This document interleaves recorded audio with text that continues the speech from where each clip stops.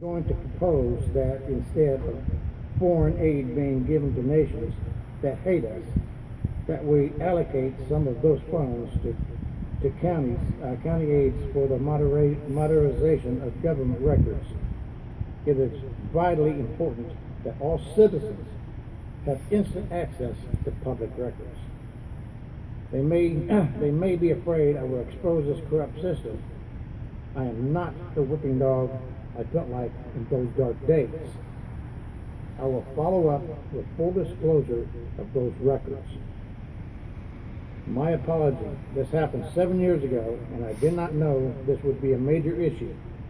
I was not informed by Mr. Allen how serious this would ultimately be.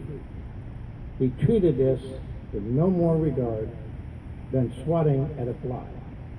And I know now that I was just a source of income for him. Today, I am fighting back. I am fighting for all those who have been and are being and will be trampled by corrupt government.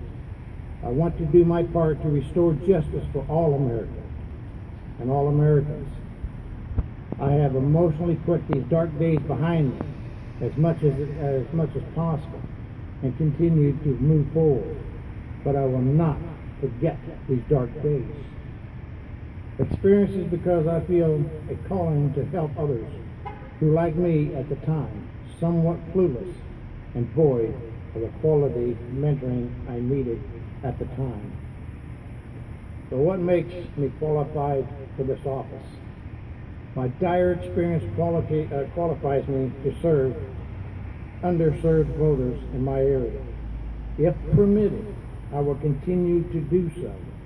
When the time is right and I have enough funding, I will seek to remedy this case according to Arkansas statutes. It's unfortunate that this comes out right after debating my opponent. This could have been done at the beginning of my campaign over a year ago. And that way I was sandbagged by lack of legal knowledge that hurt me, and I know now that I should have advised. And so advised my counsel so he could have been working on this long ago. I'm closing my remarks. I want to encourage other veterans to tell their stories.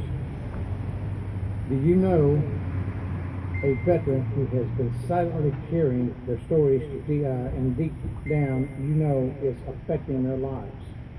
With suicide, divorce, and addiction rates at all-time high for veterans of combat, it's time for a change. It's time for healing to begin. It's time for them to tell their stories like I just shared. That's my story. And I would advise all veterans and anybody else out there that has been caught up into injustice to fight for your justice. This is a country of freedom.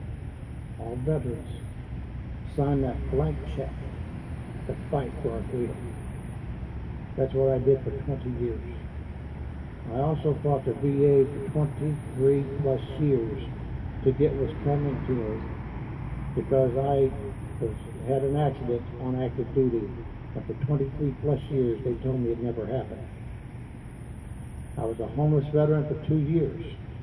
I slept on park benches, laid my head wherever I could because I got nothing from the VA.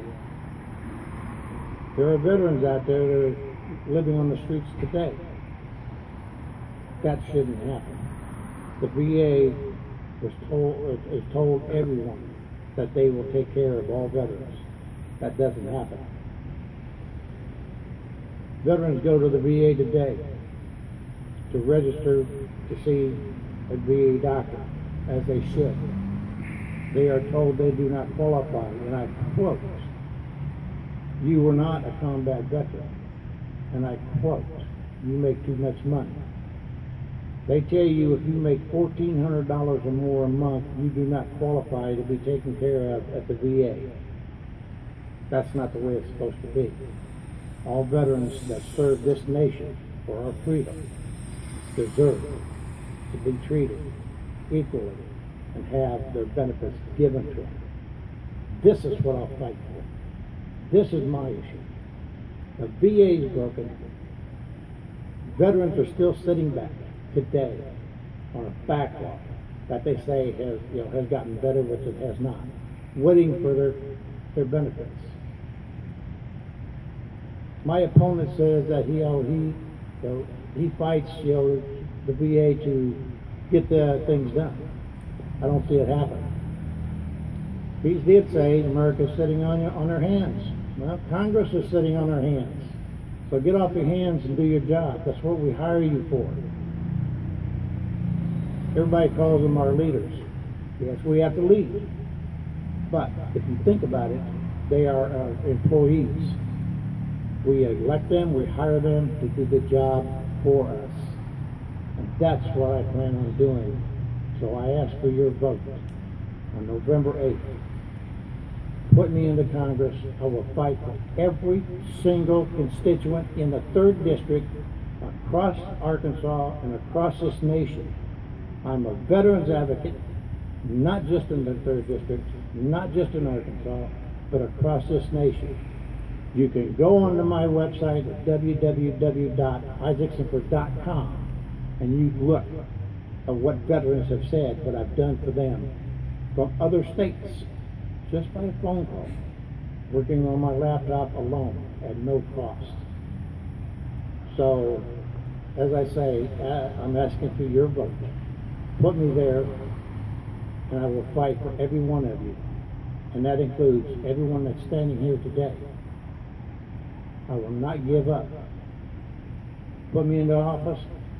You have a problem, you call me, we will solve it. End of story. It's not where you're going to get hung, they're going to hang up on you. That will not happen. Because I have a record of a veteran that is deceased today that was abused at the VA hospital in here in Fayetteville back in 2011. He called my opponent's office, and the opponent says, that they will do something for him. 2012, nothing happened. 2013, nothing happened. 2014, he calls his office. 2015, he calls his office, and nothing happens. Well, he was calling the offices here in Arkansas. He was calling the office in Washington, D.C. And I have proof of this. Every time he mentioned his name, the next thing he heard was a dial tone. You don't hang up on any constituent. You don't hang up on a veteran.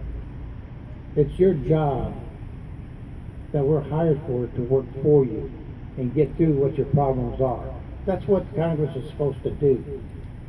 And it's not being done. So, everybody out there, you listen to my words. I'm adamant about it.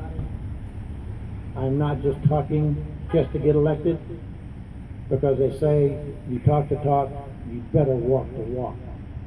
That's what I was taught in the military, and that's what I do today, and that's what I'll do if you elect me on November 8th. I thank everybody, and God bless you, God bless America.